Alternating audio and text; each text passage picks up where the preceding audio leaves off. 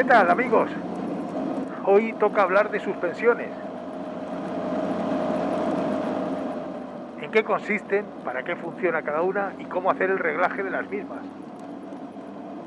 Alucinante, me acabo de cruzar con un corzo y se ha puesto a correr justo a mi lado mientras estudiaba la escapatoria, pero a escasos metros, ahí mismito, hace un instante. Ay, qué pena que tenga la cámara apuntando hacia mí, si no lo hubierais visto en vivo y en directo. Bueno, me dirijo hacia una zona preciosa, donde el río hace un meandro muy bonito, y aunque la veréis de refilón, quería utilizar este impresionante escenario para presentaros mi próximo tutorial. Al final he tenido que dividirlo en dos partes, así que este vídeo tutorial va a constar de 2 capítulos para que no quedase demasiado largo en un único vídeo. Esto es una maravilla, esto es precioso. En fin, espero que lo disfrutéis y adelante con la intro.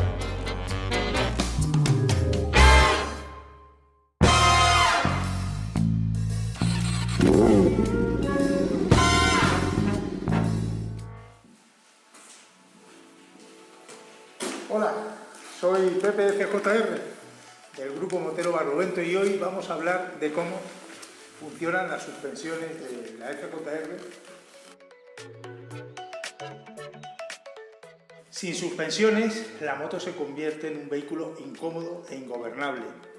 Con las irregularidades del terreno y las fuerzas dinámicas que intervienen en el vehículo cuando está en movimiento, si no tuviéramos unas buenas suspensiones, esta FJR se convertiría en un ataúd rodante, inestable y peligroso. Las suspensiones se encargan de dar el aplomo, el control y el confort en el manejo de nuestra máquina. El diseño inicial de una moto cuando sale de fábrica está pensado para un peso promedio de piloto pues en torno a los 80-85 kilos y para un firme de carretera promedio pues que no sea ni muy bacheada ni circuito. A grandes rasgos, si pesas más tocará endurecer los muelles, si pesas menos tocará ablandar los muelles. El funcionamiento de nuestras suspensiones en la FJR se regula con 3 parámetros diferentes. Uno mecánico que actúa sobre los muelles, tanto de la horquilla como del amortiguador trasero, que es la precarga, y 2 hidráulicos que actúan sobre el flujo del aceite, que son la extensión o rebote y la compresión. Bien, vamos a centrarnos ahora en la precarga, el primer parámetro, porque hay mucho que decir sobre ello.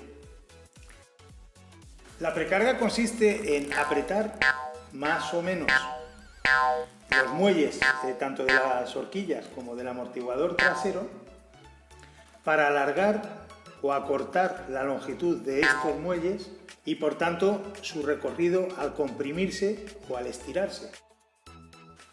Un error muy común es pensar que si endureces o metes precarga en el muelle estás endureciendo el mismo, y no es así. Lo que estás es variando la geometría de la moto, porque estás variando la altura de ese muelle. El coeficiente de elasticidad del muelle, por muy apretado que esté, va a ser el mismo, o por muy flojo que esté. Si el muelle es blando, va a seguir siendo blando, apretado. Lo que pasa es que tendrá menos recorrido. Seguro que más de uno estaréis pensando que entonces con la precarga se puede jugar con la geometría de la moto, y la respuesta es que sí. Es decir, que utilizando la precarga convenientemente puedo hacer que la moto maniobre de una manera u otra. Por ejemplo, si consigo con la precarga, entre otras cosas, bajar la parte delantera de la moto la hago más ágil. Pierdo en otras cosas, por ejemplo, subiéndola de la parte delantera gano estabilidad en las rectas, bajándola de la parte delantera gano agilidad en las curvas. Es decir, que la precarga me sirve para jugar con las alturas de la moto y por tanto para variar la geometría de la moto. Una horquilla con una precarga demasiado blanda haría que la moto se hunda en exceso al frenar, al igual que pasaría en el tren trasero al acelerar. Por el contrario, si la precarga es demasiado dura, el muelle tendrá poco margen de movimiento y la capacidad de absorción se verá afectada, produciendo una conducción bastante incómoda cuando estamos sobre un terreno irregular. Bueno amigos, pues llegado a este punto me parece muy interesante contaros una anécdota que va a ilustrar lo que hemos estado comentando, y es que la precarga no es precisamente importante para endurecer o aflojar los muelles, sino para variar la geometría de la moto en base a la altura. Y cuento la anécdota que me contó mi amigo Raúl, que es del Foro Motero Barlovento y que es chileno. Un saludo para Raúl y para todos los amigos de Chile. Y me decía que en una ocasión, haciendo off-road con una de sus motos, la DR6,5, una Suzuki, derrapaba muchísimo de delante, era un peligro, era imposible hacer off-road con esas condiciones, y el problema era que iba muy cargado de detrás y tenía la precarga muy blanda en ambos trenes, ¿no? Entonces tuvo que precargar a tope, endurecer a tope la precarga trasera, y dice que en ese momento la moto se cogió tracción de delante y ya no tuvo ningún problema en absoluto. Más aún, a raíz de esta experiencia me comenta, y lo voy a leer porque tengo aquí tu WhatsApp, y me decía que literalmente que en mi último viaje con la V-Strom 6,5, que es otra moto que tiene, endureció. Por cierto, nuestro amigo Raúl tiene una FJR también. Pues dice, en mi último viaje en la V-Strom 6,5 endurecí ambas suspensiones para hacer off-road en la carretera austral. Se hizo toda la carretera austral de 1800 kilómetros ayer nada. Y dice, y fue una delicia. La moto fue muy apegada al piso y nunca tuve un susto. Me sorprendió gratamente, dice él literalmente. Incluso cuando los compañeros, que uno iba con una Africa Twin y el otro con una Teneré, tuvieron alguna que otra caída. Pero él aprendió de que en un momento dado, porque lo lógico es pensar que ablandando, cuando vas a hacer off-road, ablandas las precargas, ablandas la suspensión, pero no es así, exactamente. Por eso yo quería distinguiros el concepto de ablandar con el concepto de la geometría, que es para lo que sirve la precarga, ¿no? Realmente, para acortar el recorrido de la suspensión. En función de las características, por ejemplo, si vas muy cargado, tienes que endurecer la suspensión trasera.